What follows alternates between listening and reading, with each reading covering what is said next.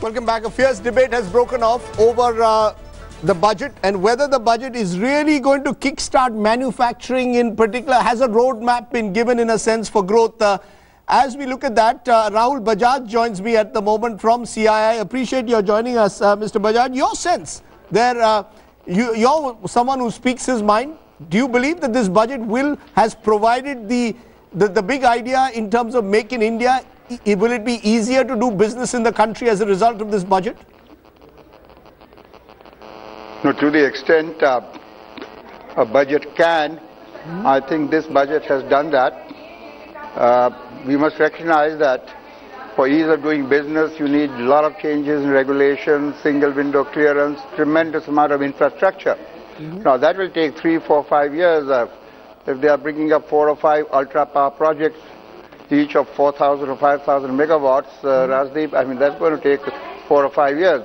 So I don't think private sector investment, domestic or foreign, is going to just start pouring in. But what can a budget do? That, if I was the finance minister, I'm asking myself what else could I have done, keeping in mind the constraints, fiscal space, and other constraints that were facing the finance minister. And I think he's done a great job. Whether it's infrastructure, whether it's skill development, whether for the poorer people, for the middle class, the lower middle class, and also the corporate sector, especially the crooks with black money here and black money abroad. Real punishment. I hope they can get caught. Otherwise, we were only indirectly punishing the honest taxpayer till now, the small and the big. Will CII, sorry to intervene, will CII support those measures that when the finance minister is getting tough on black money? Because let's be honest, I mean, you know, corporates have been... I don't know about what CII will do. I'm not the president of CII, but I see Ajay Shriram, the president, speaking on Aaj Tak. But I would personally, as a past president of CII and representing to the extent an individual can industry, strongly support that, strongly. We have to ensure, that goes without saying, that honest taxpayer is not harassed. He has been harassed all these time. It can't get worse for the honest taxpayer. But yes, you have to protect the honest taxpayer. But these crooked people with money abroad, let it be confiscated, that money, let them go to jail for that 10 years or for inadequate disclosure or non-disclosure 7 years. Those are matters of detail. But question is, catch them and take action. People don't mind paying taxes, Rajdeep, if they get caught, but they shit in their pants, sorry to use that word, if they think of going to jail. That they just are afraid of. And I think the time has come. I don't know what other details will be there in the bill. Right. But I had recommended when I was in the Rajya Sabha disclosure scheme, I would hesitate to recommend that now because that will again be an incentive to the crooks. Now they have to bring in the money anyway. The laws all over the world have changed and are continuing to change. You're perhaps the only CII past president who would say on TV that corporates would shit in their pants, to use your words, not mine. But just to understand, there will be fear. Who deserve to. Those you believe there will be fear? You believe there will be fear, and that fear will be a disincentive. You believe that a tough legal architecture will put fear in the minds of those who want to park their money abroad, and thereby will be a huge disincentive. If they don't, if they are still not afraid, those who have illegal money abroad, which they can't continue to hide, I don't see how they can hide. I'm not talking of $100,000 or $200,000, Rajdeep. We're talking of $1 million, $50 million, $100 million. And without going into details, I do go to Davos every year for the last 30 years, over 35 years, and I meet all those bankers there. And we know the Indian laws now and the Swiss laws. It's not going to be easy. You can't even take away that kind of money in suitcases to throw in the Mediterranean Sea. You can't donate it to even the International Red Cross because Red Cross does not take money anonymously. You will be on record. So it's not easy. You will send it to Singapore or Dubai, but how long will Singapore and Dubai be able to hide illegal money? One more point. I think people are already afraid. People are already afraid. One more point I want to get you on, which is that, you know, what I discussed at the start with you, the ease of business.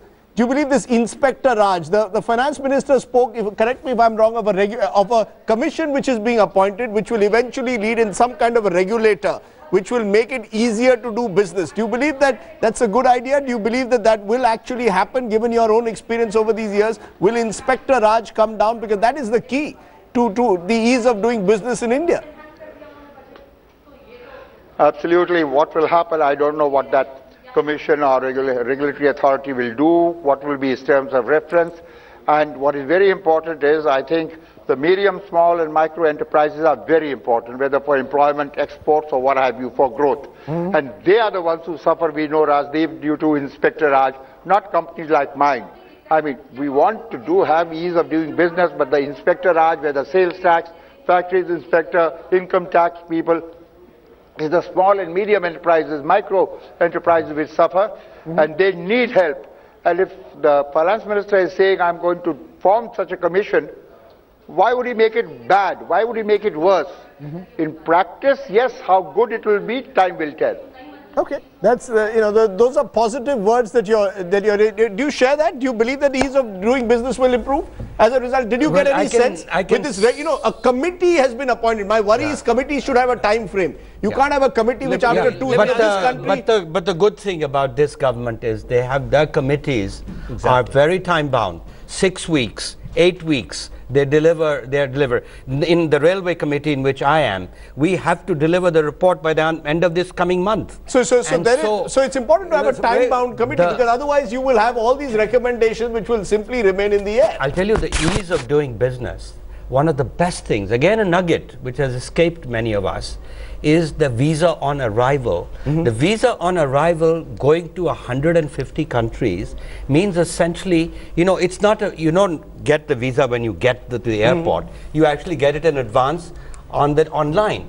But it's increased the arrivals. The numbers I saw, the arrivals into India have gone up by 1,150%. Can you, yes, in the last 3 months? Yes. One of the just observing the social media space, etc., and some of the comments is very interesting. The only objection to the budget, it seems to be, an overriding objection, particularly from those who don't like it, is can it be implemented? For the first time, and I've been watching budgets for the last 20 years, nobody ever brought up implementation. It was this policy is good, this policy is bad, etc. Now it seems as an indirect benefit. You're not giving enough credit to some of the Chidambaram budget. Let's be fair. Chidambaram didn't deliver some. Exactly, 97. Who doesn't give him credit? No, not just even 97. Between 2004 and 8, there were some decent budgets. Let's be clear. Oh, there was a fringe benefit tax, which was called the lunatic fringe tax. Okay, let's not go down that path. If you go by social media, where Narendra Modi has his army, you can't only go by social media. The social media, the army criticizing him. It's not the social. It's not the BJP You're making an important point. You're saying implementation is the key. But that's always been the key over the last 66 years. It's the only objection left to this budget. I think that's fantastically good news, which means that people really don't have a reason to be against the budget, but obviously implementation is very important. Okay, let me bring in Rahul Bajaj on that. Is that how you see it? That implementation is the key now? That there's a roadmap which the Finance Minister has offered. Now it's whether they can walk the talk. For example, on GST, I still don't know whether GST is coming up April 1, 2016 as promised. Mamata Banerjee could still raise a red flag. Okay, as you or someone said, Rajdeep, implementation has always been the bane of Indian politics and administration for the last God knows how many years, let's say at least for the last 10 years. So, magic won't happen.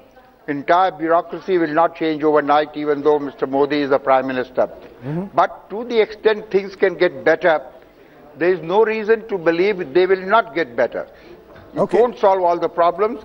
Everything will not be honky-dory. Nobody says that. At least I'm not saying that. I don't blindly support anybody. But there's just to be suspicious or be cynical also is no answer. The reason you have to give the government a chance to see what they do. At GST, there are two issues in GST, otherwise I don't see why it will not come from April 2016. One is the technical preparation of the states to be able to follow GST. There are a few states which are not technologically ready. They'll have to get ready. That's one point. And the second point is if they're still politically, if a couple of states, whether it's Mamata ji or somebody else, don't want to fall in line, I'm not very clear of the legality and the technicality involved that let's leave 1 or 2 states and go ahead with GST from April 2016, and these states which will not fall in line will ultimately have to fall in line, otherwise they'll lose out. You know, like it happened with VAT a few years ago. That's an interesting point you make there, but I just want to tell our viewers the Sensex is down 300 points. So clearly after rising 200 points, it's gone down 300 points. People tell me this happens in every budget, that the market speculators are out there to speculate on the budget. But Didar Singh, Secretary General FICCI, to get a quick point from you, is there a sense that some of the initial enthusiasm has ebbed, or am I to understand that we should treat the markets as an entirely different animal? We must treat the markets as an entirely different animal. You're absolutely spot on, you know. That's all about sentiment, and that's all about coming up and then looking at the fine print and getting second thoughts about it. But in reality, if you look at the budget, and the way it's been presented, sure, implementation issues will be there, but it's addressed a large number of very steady, stable moves, which is what the country really needs. And whether it's ease of business on the one hand, or the taxation regime, the whole rationalization of it, you know, whether it's DTC, whether it's this whole business of corporate tax, all of it has been addressed in a very rational, straightforward, open, transparent manner. And I think that is what will make the difference in the long run.